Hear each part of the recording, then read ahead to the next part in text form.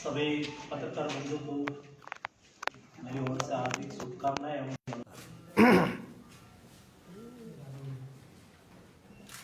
Budget इस सरकार की कार्य प्रणाली का एक प्रतिबिंब है। सरकार कैसे चल रही है, सरकार कौन सी दिशा में जा रही है, या तो सरकार का प्रायोरिटी सेक्टर क्या है, ये बजट भाषण में प्रतिबिंबित होता है। इस बार एक साल तक देश की इकोनॉमी रुकी हुई थी। देश में लॉकडाउन था, कोरोना क्राइसिस थी। उसके बाद देश में फिर से आर्थिक गतिविधि कैसे स्टार्ट करें, कैसे आगे बढ़ाए। एक साल में जो हमारा जीडीपी ग्रोथ माइनस हुआ था, उसको फिर से हम कैसे पटरी पे चढ़ाए और उसको कंपनसेट करें, उसको ध्यान में रखते हुए मोदी जी के नेतृत्व में हमारे फिनांस मिनिस्टर ने इस साल जो बजट दिया है उसमें कई विशेषताएं हैं। सबसे प्रमुख बात यह है कि देश में आर्थिक गतिविधि को तुरंत ही तेज करनी है तो सरकारी खर्च बढ़ाना होगा। सरकारी खर्च बढ़ेगा तो ऑटोमेटिक संपत्ति मतलब रोजगारी बढ़ेगी। रोजगारी बढ़ेगी और लोगों के जेब में पैसा आएगा तो खरीद शक्ति बढ़ेगी। खरीद शक्ति बढ़ेगी तो प्रोडक्शन बढ़ेगा। प्रोडक्शन बढ़ेगा तो फिर से रोजगारी बढ़ेगी और सरकार की तिजोरी में टैक्स भी आएंगे। उसको ध्यान में रखते हुए देश में आर्थिक गतिविधि तेज करने के लिए सरकारी खर्च को बढ़ाना और सरकारी खर्च को बढ़ाने के लिए दो फोकस किया गया है। एक, खर्च किस पर बढ़ाया जाए, तो उसमें हमारी प्राथमिकता इकोनॉमी को बूस्टअप करना है और रोजगार निर्माण करना है। रोजगार निर्माण करने के लिए पहली बार हिंदुस्तान की आजादी के बाद 1,18,000 करोड़ रुपीस रोड इंफ्रास्ट्रक्चर के पीछे खर्च किया जाएगा। बहुत बड़ी बात है। 1,18,000 करोड़ रुपीस रोड इंफ्रास्ट्रक्चर में इन्वेस्ट करके, जब हमारी सरकार 2014 में बनी थी तब 94,000 किलोमीटर नेशनल हाईवे था। आज देश में 2 लाख किलोमीटर नेशनल हाईवे बन चुके हैं। जब इंफ्रास्ट्रक्चर डेवलपमेंट होता है तब रोजगारी का सृजन होता है और सरकारी खर्च बढ़ता है, क्योंकि उसमें सरकारी पूंजी भी लगती है। तो रोजगारी का निर्माण करके फिर से इकोनॉमी को बूस्टअप करना यह आवश्यक है। दूसरा, दोस्तों, आपने सुना होगा ये देश में डेवलपमेंट की बात तो होती थी, लेकिन कभी हेल्थ को डेवलपमेंट के साथ नहीं जोड़ी जाती थी। डेवलपमेंट का सबसे महत्वपूर्ण पहलू है हेल्थ, क्योंकि जिस देश के सिटीजन नागरिक हेल्दी नहीं होते, देश के युवा हेल्दी नहीं होते, तो ये देश हेल्दी नहीं होता। देश हेल्दी नहीं होता तो देश डेवलप्ड कैसे होता। तंदुरुस्त भारत तंदुरुस्त डेवलपमेंट के लिए आवश्यक है। देश के डेवलपमेंट के लिए हिंदुस्तान के नागरिक की हेल्थ कैसे अच्छी रहे, उसके लिए आयुष्मान भारत योजना के माध्यम से 10 करोड़ फैमिली को आयुष्मान भारत योजना की कवरेज में ले लेना, यानी कि 50 करोड़ लोगों को आयुष्मान भारत योजना का लाभ मिलना। यानी कि ओबामा ने आज से 6 साल पहले ओबामा केयर करके स्कीम निकाली थी और 10 करोड़ अमेरिकन लोगों को हेल्थ सिक्योरिटी दी थी, और सारे विश्व में ओबामा केयर करके उसकी योजना, उसकी स्कीम पॉपुलर हुई थी। दोस्तों, ये 10 करोड़ फैमिली यानी कि 50 करोड़ लोगों के लिए मोदी जी ने हेल्थ केयर योजना निकाली। आयुष्मान भारत योजना के माध्यम से गरीब परिवार को 5 लाख तक कोई भी बीमारी हो तो उसका इलाज भारत सरकार की तिजोरी से हो जाए, वो छोटी बात नहीं है। देश में हेल्थ का बजट बढ़ा के 97 लाख से बढ़ा के 2,15,000 कर दिया। बहुत बड़ी बात है। देश के नागरिक हेल्दी होना चाहिए। रूरल, दूर सुदूर गांव तक हेल्थ एक्सेस होना चाहिए। लोगों को अच्छे ट्रीटमेंट मिलने चाहिए। राष्ट्रपति जी के भाषण में राष्ट्रपति जी ने कहा, और आपके स्टेट में भी जन औषधि स्टोर खुले हुए हैं। देश में 7,500 जन औषधि स्टोर के माध्यम से अफोर्डेबल और क्वालिटी और एकदम सस्ती मेडिसिन आज के दिन में लोगों को उपलब्ध हो रही है। हेल्थ सिक्योरिटी के लिए my self looking pharmaceutical ministry also आज 1018 मेडिसिन की प्राइस हमने कैप कर दिया है। उसकी सीलिंग प्राइस हमने फिक्स कर दिया। उससे ज्यादा पैसा कोई भी नहीं ले सकता है। कंपनी उसका प्रोडक्शन उसके पर प्राइस ही उससे ज्यादा नहीं लगा सकती है। ऐसा करके स्टेंट, हार्ट में लगाने वाले स्टेंट, उसका प्राइस जो पहले 1,00,000-1,50,000 रुपीज में मिलता था, आज वो 50,000-60,000 रुपीज में मिल रहा है। एकदम क्वालिटी स्टेंट लोगों को हार्ट में लगाने के लिए मिले। नी प्लांट्स की भी प्राइस, सीलिंग प्राइस भारत सरकार ने फिक्स कर दी है। कैंसर के मेडिसिन की भी प्राइस भारत सरकार ने फिक्स कर दी है, और उसका लाभ जनता को मिले और देश के नागरिक का हेल्थ अच्छा रहे, उसके लिए 2,15,000 करोड़ रुपीस इस बार बजट में एलोकेशन किया है। दोस्तों, इंफ्रास्ट्रक्चर के पीछे इन्वेस्ट करना, जैसा road, it's one type of infrastructure.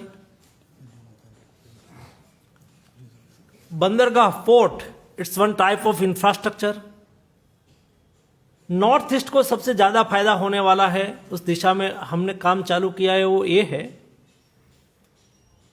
Jamuna river, Brahmaputra river, जिसको बांग्लादेश में जमुना बोलते हैं, और उसकी कनेक्टिविटी एक ट्रिब्यूटरी के माध्यम से सोनामुरा में भी होती है। रिवर का नाम क्या है? गोमती रिवर। एक गोमती रिवर पर आज के दिन में हमने एक छोटा फ्लोटिंग जेटी बनाई है। वहां टर्मिनल बनाना है इस साल ही, अगले दिनों में मुझे शिलान्यास करना है। इस बजट में हमने उसकी व्यवस्था की है। सोनामुरा से इनलैंड वाटरवेज के माध्यम से गोमती रिवर को जमुना रिवर में मिले, जमुना रिवर के माध्यम से हल्दिया से इनलैंड वाटरवेज के माध्यम से 1,400 किलोमीटर बनारस, मीन्स आपके त्रिपुरा में आपका पाइनएप्पल फ्रूट सारे देश में आज पॉपुलर हो रहा है। उस सारे शेष भारत में यहाँ से इनलैंड वाटरवेज के माध्यम से उपलब्ध हो। आपके यहाँ रोड कनेक्टिविटी है, रेल कनेक्टिविटी है, एयर कनेक्टिविटी है, अगले दिनों में वाटरवेज कनेक्टिविटी, अगले दिनों में मीन्स यही साल में, ये बजट के में हमने प्रावधान किया है। इस साल में हम ये भी वाटरवेज कनेक्टिविटी भी हम सुनिश्चित कर देंगे, जिसके माध्यम से सोनामुरा से हम शेष भारत के साथ वाटरवेज के माध्यम से भी जुड़ जाए। सारा 4,000 किलोमीटर इनलैंड वाटरवेज डेवलप हो रहा है। बनारस से हल्दिया 1,400 किलोमीटर, हल्दिया से सुंदरबन 200 किलोमीटर, सुंदरबन से Jamuna river 800 kilometre, Jamuna river से ब्रह्मपुत्रा रिवर मतलब आसाम 890 किलोमीटर, कुल मिला के 4,000 किलोमीटर इनलैंड वाटरवेज के माध्यम से वाटर ट्रांसपोर्टेशन अगले दिनों में स्मूथली चले। अंग्रेज पहले कलकत्ता क्यों आए थे? कलकत्ता इसलिए पहले आए थे, कलकत्ता में 2 रिवर का संगम होता है, एक ब्रह्मपुत्रा रिवर, दूसरा गंगा रिवर। ये दोनों रिवर के माध्यम से इनलैंड वाटरवेज के माध्यम से वो आसाम तक ट्रेड करते थे, वहां उत्तर भारत तक ट्रेड करते थे, बिजनेस करते थे, वाटरवेज का यूज करते थे। यही वाटरवेज पिछले दिनों में, पिछली सरकारों में, पिछले सालों में उपेक्षित रहा, अभी वो अपेक्षित बना है मोदी जी की गवर्नमेंट में। और उसके पीछे जो खर्च होना है उसका लाभ नॉर्थ ईस्ट को अच्छी तरह से होना है। आत्मनिर्भर भारत की बात मोदी जी ने बजट भाषण में की है। आत्मनिर्भर भारत का मतलब क्या है? आत्मनिर्भर भारत मतलब देश में आज $5 बिलियन का इंपोर्ट है, $3 बिलियन का एक्सपोर्ट है, $2 बिलियन का गैप है। एक गैप को दुरुस्त करना है, एक्जिम एक्सपोर्ट इंपोर्ट को बैलेंस करना है। देश की क्रिटिकल रिक्वायरमेंट पर हम किसी के ऊपर डिपेंड नहीं होना चाहिए। देश में डोमेस्टिक प्रोडक्शन बढ़े, देश में एक्सपोर्ट बढ़े, देश में इंपोर्ट कम हो, हमारी जरूरियात देश में ही प्रोडक्ट हो। उससे 3 फायदा होगा। देश में रोजगारी का भी निर्माण होगा, देश में इंडिजिनियस प्रोडक्शन भी बढ़ेगा, देश के स्किल मैन पावर को काम मिलेगा, देश के स्टार्टअप को अपॉर्चुनिटी मिलेगी, देश में इंडस्ट्रियलिस्ट को अपॉर्चुनिटी मिलेगी और देश का पैसा देश में ही रहेंगे। इसलिए भारत सरकार ने डिसाइड किया है कि 200 करोड़ तक का कोई भी ग्लोबल टेंडर भारत सरकार नहीं निकालेगी, वो इंडिया में से ही उसको प्रोक्योर करना पड़ेगा। उसका फायदा ये होगा कि इंडिया के एंटरप्रेन्योर्स को बहुत बड़ी अपॉर्चुनिटी मिलेगी। आयुष्मान भारत योजना को आगे बढ़ाना है। कोविड वैक्सीन इंडिया में ही निर्माण हुआ और देश में आज फ्रंटलाइनर लोगों को कोविड वैक्सीन लगाया जा रहा है। आज के दिन में शायद 1 करोड़ के नियरेस्ट लोगों को लग चुका है। आत्मनिर्भर भारत का ये मतलब है कि देश स्वावलंबी हो, देश दुनिया पर कम डिपेंडेंस हो। वर्तमान समय में हम ऐसा नहीं कह पाएंगे कि हम किसी से कुछ इंपोर्ट करेंगे ही नहीं, लेकिन इंपोर्ट कम करके एक्सपोर्ट कैसे बढ़ाए, देश में लोगों के में रोजगारी कैसे निर्माण हो, देश के युवाओं के हाथ में रोजगारी कैसे निर्माण हो। आज हिंदुस्तान में ब्रेन और मैन पावर की कभी कमी नहीं थी। आप दुनिया में जाके देखो, आप नासा में जाके देखो, 10 में से 3 साइंटिस्ट इंडियन है। आप दुनिया के कोई रिसर्च इंस्टीट्यूट में जाके देखो, रिसर्च फेलो 10 में से 3 इंडियन है। ब्रेन और मैन पावर की यहां कमी नहीं थी, अपॉर्चुनिटी की कमी थी जो मोदी जी ने स्टार्टअप के माध्यम से दिया। आज देश की कोई युवा स्टार्टअप करे, कोई नया रिसर्च करे, नया रिसर्च करके उसको पेटेंट करना है तो पहले पेटेंट करने के लिए 3-4 साल लग जाता था, तब यही रिसर्च दुनिया में कोई ना कोई कंट्री में रजिस्टर हो जाता था। लेकिन अभी पेटेंट सरल हो, मैक्सिमम 2 साल में पेटेंट हो जाए और पेटेंट के लिए खर्च की आवश्यकता होती है और कोई युवा लड़का पढ़ते पढ़ते कोई पेटेंट करना चाहे, उसके पास खर्च की व्यवस्था ना हो, भारत सरकार 50% पैसा अपने बजट से देंगे, ये भी डिसीजन किया गया। एग्रीकल्चर सेक्टर को कैसे बढ़ावा दे, भाषण से एग्रीकल्चर सेक्टर आगे नहीं बढ़ सकता। दोस्तों, एग्रीकल्चर सेक्टर को आगे बढ़ाने के लिए किसान सम्मान निधि के माध्यम से जो लोग आज किसान के बारे में बोलते हैं, या तो किसान के लिए जो मोदी जी ने किया है, सम्मानवाचक शब्द से बात शुरू होती है। किसान सम्मान निधि है, किसान हमारा अन्नदाता है, किसान लेबर नहीं है, किसान हमारा अन्नदाता है।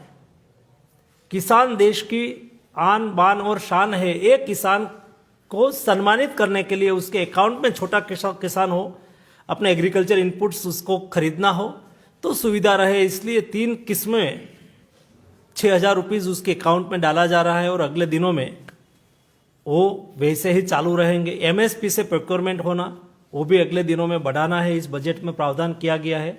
किसानों को ऋण देना, उसमें 10% की बढ़ोतरी की है।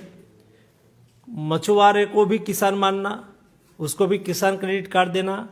एनिमल हस्बेंड्री कर रहे हैं, पशुपालक है, उसको भी किसान मानना और उसको भी किसान क्रेडिट कार्ड देना छोटी बात नहीं है। और हमारे छोटे मोटे सब किसान भाई हैं, वो तो किसान है ही, उसको भी क्रेडिट कार्ड के माध्यम से ऋण मिले, ज़्यादा ऋण मिले, उसकी भी उपलब्धता कराई है। कुल मिला के हमारी सरकार की सोच है कि व्यक्ति के जेब में पैसा आए, व्यक्ति मेहनत करना चाहे, काम करना चाहे तो उसके लिए अपॉर्चुनिटी उपलब्ध हो। इस दिशा में सरकार तेजी से आगे बढ़ रही है। अगले दिनों में अभी जो मूडीज ने अपना असेसमेंट किया 11% अगले साल में हिंदुस्तान का ग्रोथ होना है, जीडीपी ग्रोथ होना है, छोटी बात नहीं है। गुड गवर्नेंस के माध्यम से हमने सरकारी खर्च को कम किया, डिजिटल टेक्नोलॉजी का उपयोग करके ट्रांसपेरेंट गवर्नेंस दिया और गुड गवर्नेंस और ईज ऑफ डूइंग बिजनेस के माध्यम से देश में काम की गति बढ़ी है, स्पीड से लोगों का काम हो रहा है, इश्यू सॉल्व हो रहा है। अपने रेगुलरली जो वर्क सरकार के साथ होता है, किसी को रेशन कार्ड कढ़ाना है, किसी को बिल अपना बिजली का बिल भरना है, या तो सरकार को टैक्स भरना है, जो भी छोटा मोटा काम होता है जो डे टू डे होता है उसमें सरलता रहे, उसके लिए जो गुड गवर्नेंस के माध्यम से कई इनिशिएटिव लिया गया है वो दुनिया में सराहनीय है।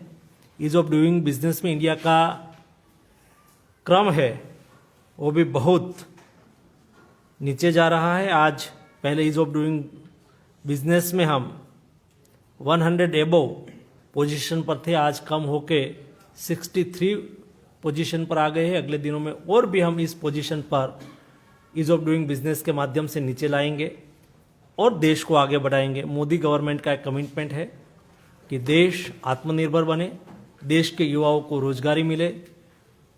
और government is pro poors, pro farmers but industries friendly government.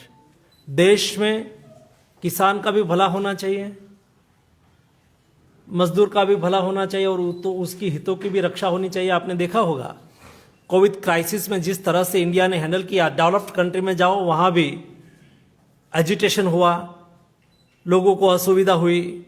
मैं भारत सरकार ने कोविड क्राइसिस के लिए चर्चा करने के लिए 5 मंत्री समूह हेल्थ मिनिस्टर की अध्यक्षता में एक कमेटी बनाई थी। My self and part of this group of ministers. तो मुझे जब हम दुनिया का आकलन करते थे तब जाके पता चलता है कि हिंदुस्तान ने बहुत अच्छी तरह से कोविड क्राइसिस का सामना किया और सक्सेसफुली हम उससे बाहर आ रहे हैं। और अगले दिनों में देश के हर नागरिक को वैक्सीनेशन भी हो जाए, उसके लिए एक बहुत बड़ा अभियान आज के दिन में चल रहा है। हम वसुदैव कुटुंबकम के कल्चर में मानने वाले लोग हैं, हम लाभ शुभ के कल्चर में मानने वाले लोग। हम केवल लाभ की बात नहीं करते, हम शुभ की भी बात करते हैं। ये हमारा कल्चर है। लाभ की बात करना मतलब हमारा ही केवल स्वाद देखना, हमने ऐसा नहीं किया। जब कोविड क्राइसिस चल रहा था, सारी दुनिया में लॉकडाउन था और दुनिया में मेडिसिन का प्रोडक्शन बंद हो गया था। ऐसी स्थिति में सारी दुनिया मोदी जी को रिक्वेस्ट करती थी कि हमें मेडिसिन सप्लाई करो। मुझे बताते हुए खुशी हो रही है कि 120 कंट्री में हिंदुस्तान ने मेडिसिन सप्लाई किया, देश में भी कमी नहीं होने दिया, दुनिया को भी सप्लाई किया। हम हमारा भी कल्याण चाहते हैं और दूसरा का भी कल्याण चाहते हैं, दूसरे को भी मदद करना। लाभ शुभ हम अपने घर पे डोर पर लिखते हैं, लाभ शुभ। लाभ मतलब अपना भी काम हो, शुभ मतलब दूसरे का भी कल्याण हो। तो दूसरे का भी कल्याण करने में हमने पीछे नहीं रहे हैं और यही मेडिसिन डिप्लोमेसी के माध्यम से और देश में अच्छी तरह से कोविड क्राइसिस को निपटाने में या तो सक्सेसफुली निपटाने की कोशिश के लिए मोदी जी को दुनिया में क्रमांक 1 दिया गया है। हमसे अमेरिका और इंडिया का मार्किंग में भी बहुत डिस्टेंस है। इस तरह से देश में बदलाव हो रहा है, एक नया भारत का निर्माण हो रहा है।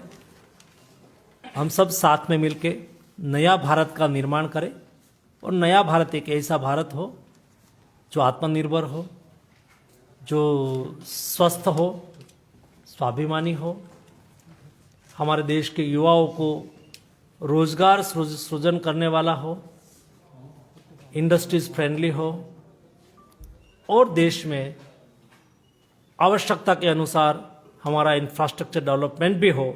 इस दिशा में मोदी गवर्नमेंट आगे बढ़ रही है। उसका एक प्रतिबिंब वो ये बजट है। बजट की एक कॉपी शायद आपको अभी बांटी होगी या तो दे देंगे, उससे भी कई मटेरियल आपको मिलेंगे। आप कुछ क्वेश्चंस आंसर करना चाहते हैं तो कर सकते हो। I have one question.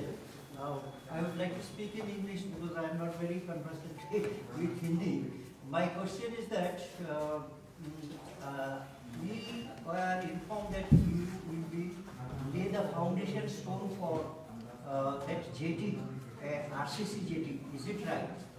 And if it is, that whether Gomuti has enough water so that the ships or the vessels or small ships or big boats can come from Bangladesh throughout the year.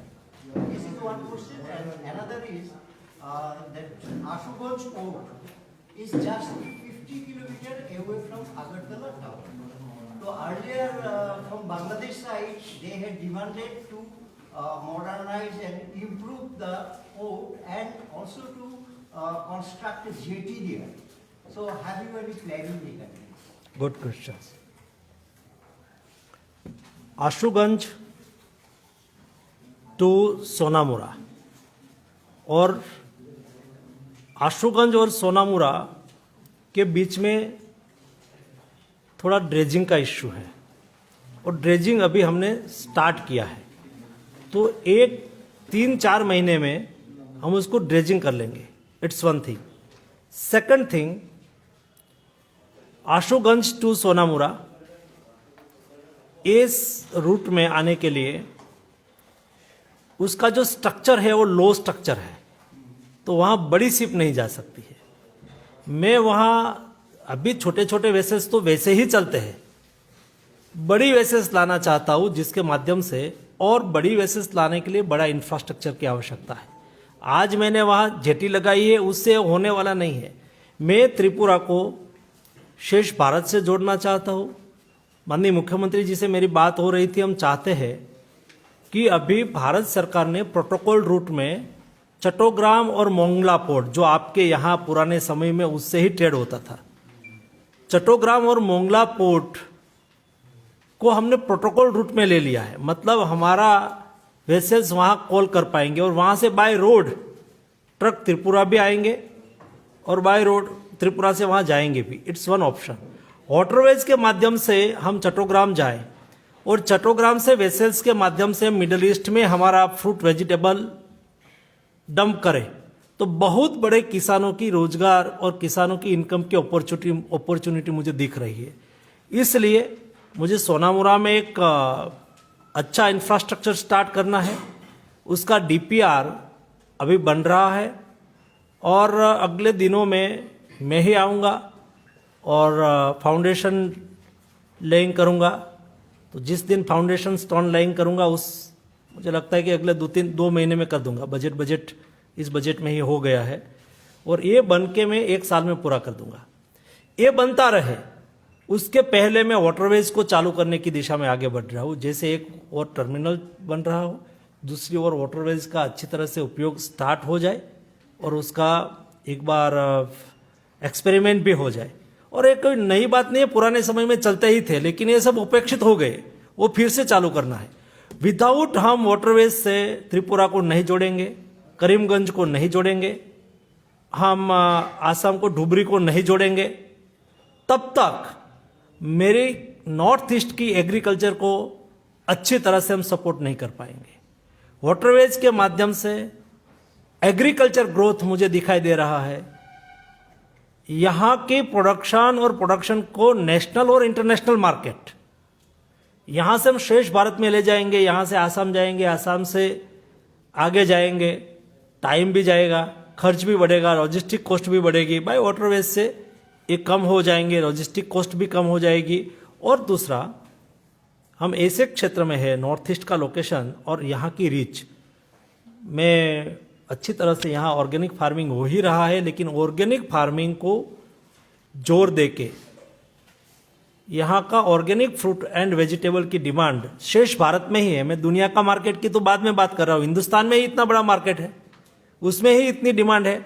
आप त्रिपुरा के pineapple, आप लोगों को इतना अंदाज होगा नहीं होगा, आई डोंट नो, लेकिन दिल्ली में बैठे बैठे मुझे अंदाज है, वहाँ पर मेरे घर के लिए पाइनएप्पल लाना है तो मेरे यहाँ मेरे लोग पूछते हैं साहब कौन सा पाइनएप्पल लाऊं, त्रिपुरा वाला कि वो वाला, तो हम कहते हैं कि तू त्रिपुरा वाला पाइनएप्पल ला। ये डिमांड है शेष भारत में यहाँ के। उसका फार्मिंग बढ़े, लॉजिस्टिक कॉस्ट यहाँ से कम हो जाए तो किसानों को 2 पैसा ज़्यादा मिलेंगे। इस दृष्टि से हम लोग उस दिशा में काम कर रहे हैं। आशुगंज का जो पोर्ट है, इसको यूज करने के लिए थोड़ा क्या मॉडर्नाइज करना? आशुगंज को आज के दिन में हमें उसका ज़्यादा यूज नहीं करना है। ये रूट है हमारा। हम चाहते हैं कि चट्टग्राम, मोंगला और हल्दिया हमारा पोर्ट है, यहाँ से हम कार्गो उठा के वहाँ ले जाए। बांग्लादेश ने हमारे साथ जो ट्रेड करना है और उसको जो जो अपना इंफ्रास्ट्रक्चर का स्ट्रेंथनिंग चाहिए वो लोग कर रहे हैं और भारत सरकार उसको मदद कर रही है। प्रोटोकॉल रूट डेवलप करने के लिए हम 80% खर्च हम कर रहे हैं, बांग्लादेश गवर्नमेंट 20% खर्च कर रही है। ये हम उसको नॉर्थ ईस्ट के जोड़ने के लिए लगे। There is another small river port. It's called Bangaon on the river Shitalaksha, is about 100 kilometers from here, just near Dhaka, and it is also well connected with Jamuna and also Bay of Bengal, so connected with Chittagong port too. Anything about that planning or anything? I look at, क्योंकि waterways का part नहीं है तो उसको देखना पड़ेगा। Sir उस तरफ कुछ ब्रिजेस भी शायद आते हैं बांग्लादेश के तरफ। I first say that low structure is there, ये करना पड़ेगा। और या तो we have decide 2 option, 1 we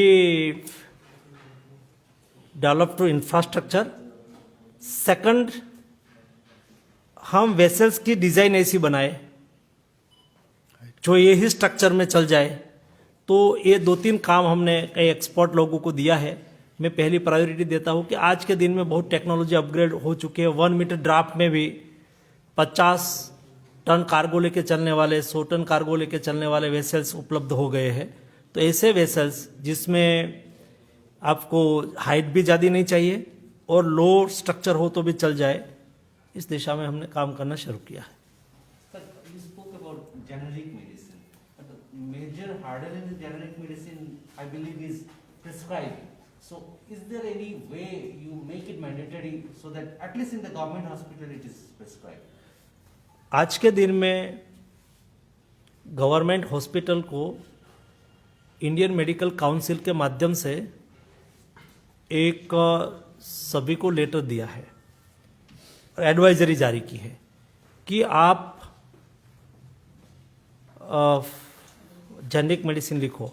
और जेनरिक मेडिसिन और ब्रांडेड मेडिसिन के बीच में डिफरेंस क्या है, ये मैं पार्लियामेंट के फ्लोर पर बता चुका हूँ। मैंने कई बार कहा, कई एमपी क्वेश्चंस पूछते हैं कि what is difference between generic medicine and branded medicine. तो मैं बताता हूँ कि एक ग्लास वाटर है, पानी है, और आप घर से मुझे दिया, कोई खर्च नहीं लगा है, लेकिन आपने उसको बिस्लरी में बंद कर दिया तो उसकी प्राइस हो गई 15 रुपीज। आपने उसको एक्वाफिना में बंद कर दिया तो उसकी प्राइस हो गई 25 रुपीज। वाटर वाटर है। वैसे भारत सरकार ने डिसाइड किया है कि मेडिसिन की जो ट्रिप है उसके पर ब्रांडेड नेम बड़ा लिखने के अलावा सॉल्ट नेम बड़ा लिखो, जेनरिक नेम बड़ा लिखो। फॉर एग्जाम्पल, पैरासीटामोल का ब्रांड नेम होता है कालपोल, अलग अलग कंपनी का अलग अलग नाम, अंदर तो पैरासीटामोल ही है। तो सरकार ने डिसाइड किया है कि उसके ऊपर पैरासीटामोल लिखो, बड़ा नाम पैरासीटामोल लिखो।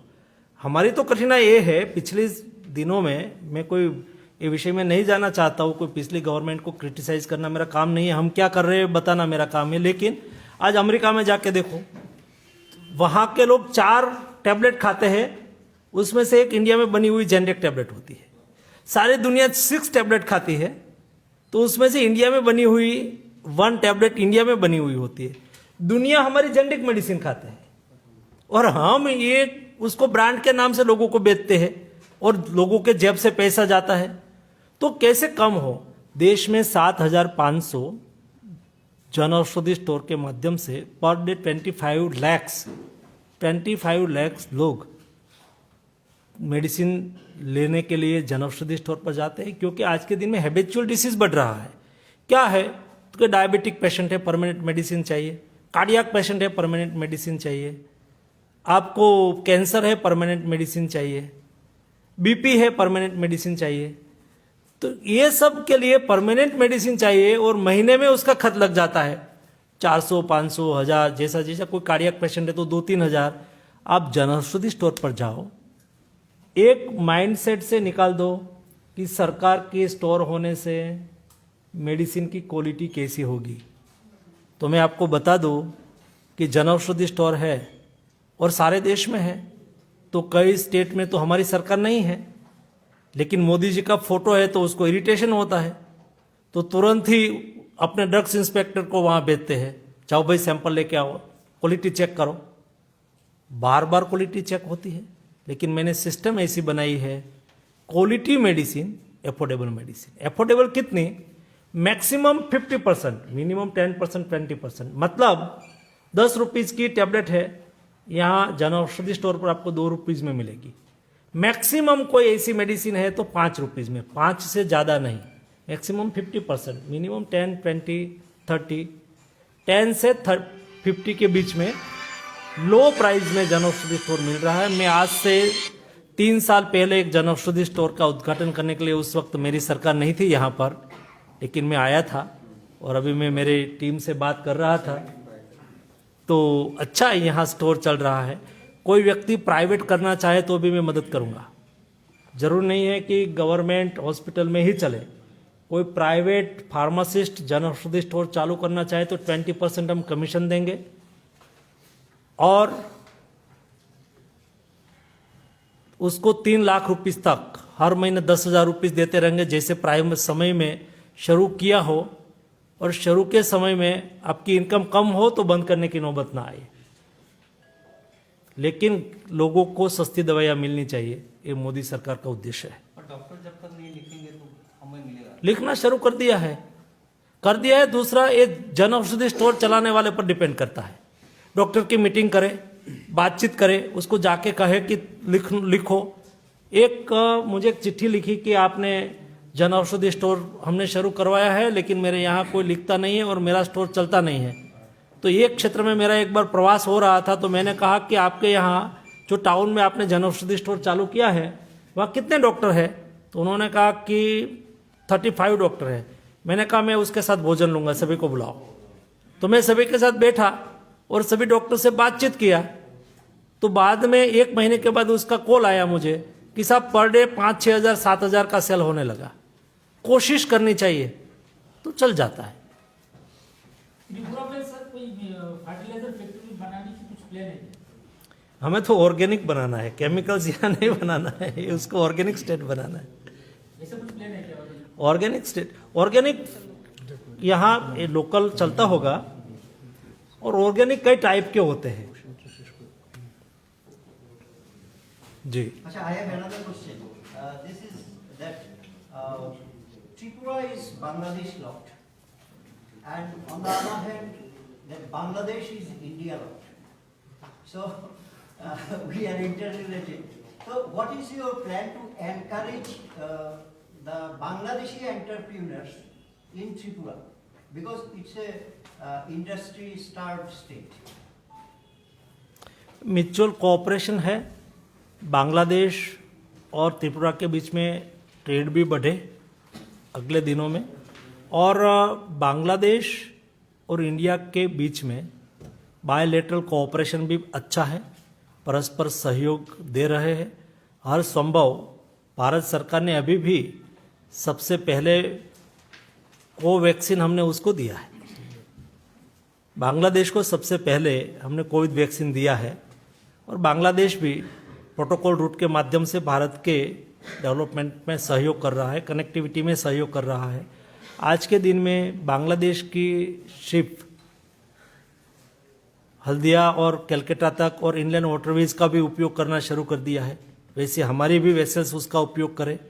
ये बहुत कोऑपरेशन के लिए अच्छा है, और दोनों कंट्री के बीच में ट्रेड बढ़ाने के लिए वो इम्पोर्टेंट है। एनी क्वेश्चन मोर? माननीय मंत्री महोदयके সম্বোধন করার জন্য ধন্যবাদ জ্ঞাপন করে 2 মিনিট অপেক্ষা করার জন্য আমি অনুরোধ করছি।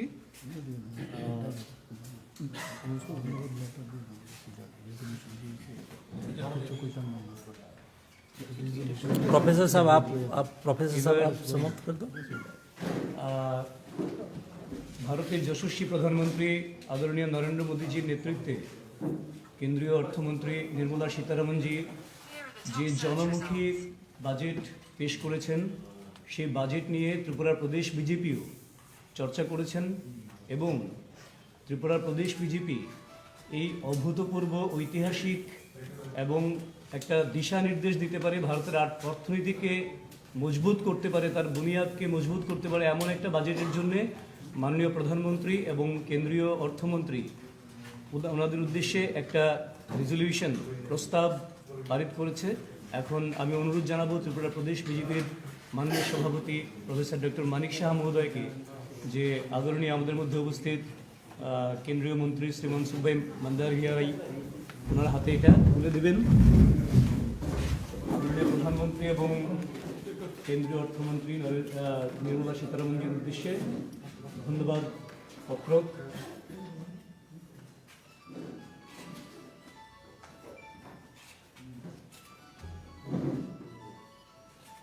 ধন্যবাদ।